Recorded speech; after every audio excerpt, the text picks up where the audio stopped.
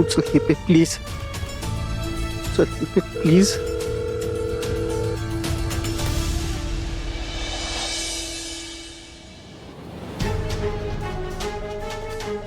केतन, केतन, अरे दीपा कुठं आहे? मी मगापासून तिला हुडकायला लागले पण कुठं दिसेना झाले. कुठं गेले तुला काय माहिती आहे काय?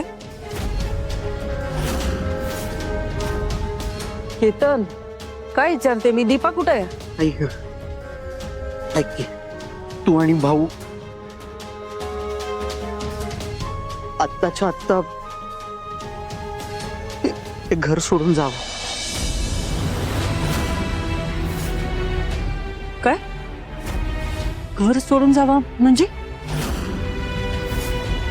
घर सोडून जावा म्हणजे घर सोडून जावा. हे बघ, मला तुम्ही दोघं पण या घरात नकोय. त्यामुळे प्लीज तुमचं सामान घ्या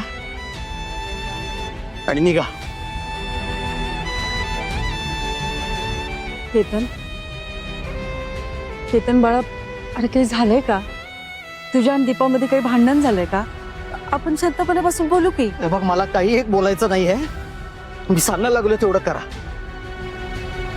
आणि एक गोष्ट नीट ऐक, आता या घरात भाऊंसाठी जागा नाहीये आणि तू मला त्यांना एकट्याला बाहेर काढू देणार नाहीस. त्यामुळे तुला आधीच सांगतोय, तुम्ही दोघं पण तुमचं सामान घ्या आणि निघा. आणि हे बघ, जर भाऊ या घरातनं गेले नाहीत ना तर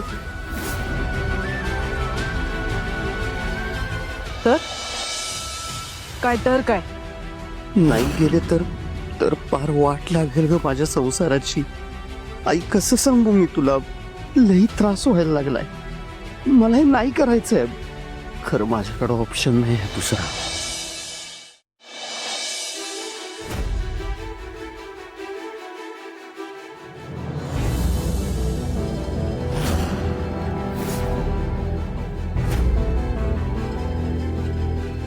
कशाला दादागिरी करतेस ग?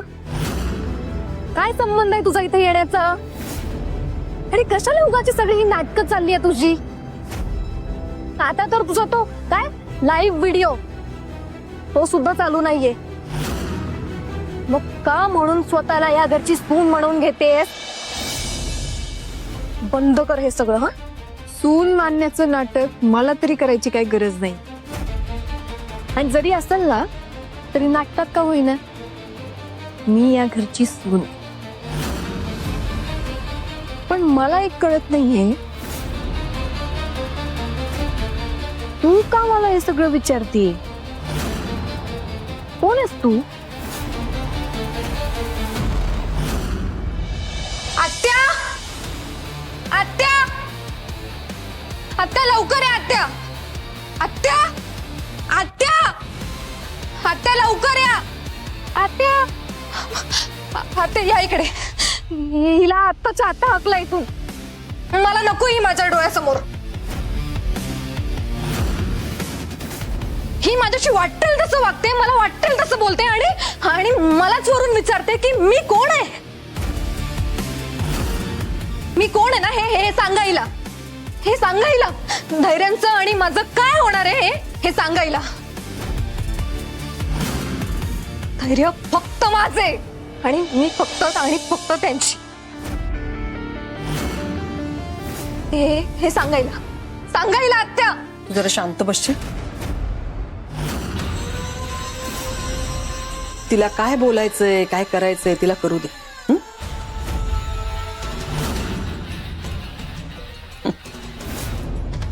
तसंही ती स्वतःहूनच आता या घरातून निघून जाणार आहे. त्यामुळे जोपर्यंत ती इथे आहे तोपर्यंत तिला तिच्या मनासारखं वागू दे. उगाच तिच्यामुळे तू तुझ्या डोक्याला नको त्रास करून घेऊस.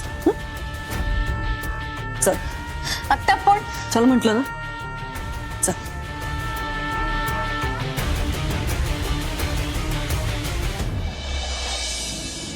ह्या असं का म्हणाल्या की माझी मीच जाणार आहे म्हणून? यांच्या डोक्यात नवीन आणि कसला प्लॅन येत नसेल ना? मला परत परत तेच बोलायला लावू नकोस. त्याला काही एक फरक पडणार नाही. आणि आणि सगळ्यात महत्वाची गोष्ट, हे घर आहे ना ते आता माझ्या बायकोच्या नावावर आहे. त्यामुळं जे आम्ही सांगेन ते गुमान ऐकायचं आणि उगाच आमच्या पुढं पुढं करायचं नाही, तोंडाला लागायचं नाही. एकदा सांगितलंय ना तू मस्ती निघा म्हणून, निघा. केतन, हे बोलताना काहीच कशी लाज वाटत नाही रे तुला? चांगलं शिकवलंय बायकोनं. अरे ज्या आईने तुला जन्म दिला तिलाच घराबाहेर काढायला निघालास वय? आणि कसलं घर? या घरावर कसला हक्क सांगायला लागलाय तुम्ही? हे घर तुझ्या आजोबांनी त्यांच्या हिमतीवर उभं केलंय आणि त्यांनाच त्यांच्याच घरातून बाहेर काढायला निघालाय. स्वतःच्या आईला घराबाहेर काढायला लागलास तू केतन? नाही, तू माझा केतन असूच शकत नाहीस. माझा पोरगा असा असूच शकत नाही. हे समज ना, ते दीपा घुसले तुझ्या डोक्यात, ती बोलायला लागले तुझ्या तोंडातनं. अरे तिकडे ती माझी पोर सावी अख्खं आयुष्य पणाला लावलं तिने भाऊंसाठी, आणि इथं तू केतन. अरे ते सावीकडे बघून काय तरी वाटू दे तुझ्या जीवाला. काय ग सारखं तुझं सावी सावी सावी? एवढा जर पुढं काय की नाही तुझ्या सावीचा, तर घे तिला इथं बोलून आणि तिला सांग कर म्हणावं आमचा सांभाळ. काय करते बघूया. मला नाही झेपत तुमचा भार. भार? केतन,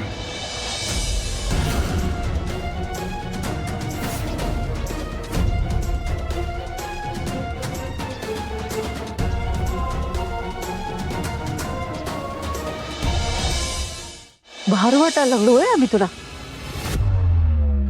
जन्माला यायच्या आधी मेला का नाहीस रे तू? फर्स्टला पोरगा असण्यापेक्षा नसलेला बरा. जरा तरी लाज वाटू दे रे केतन तुला. राधा, अगे काय आहे? किती वरडालीस पोरावर? बिचारा किती सहन करणार ती? हो भाऊ बस करा. त्याला लहानपणापासून हेच ऐकत आलोय. सांगितलं तेवढं करा, या घरातनं निघा. नाही तुम्ही की नाही असं ऐकणार नाही.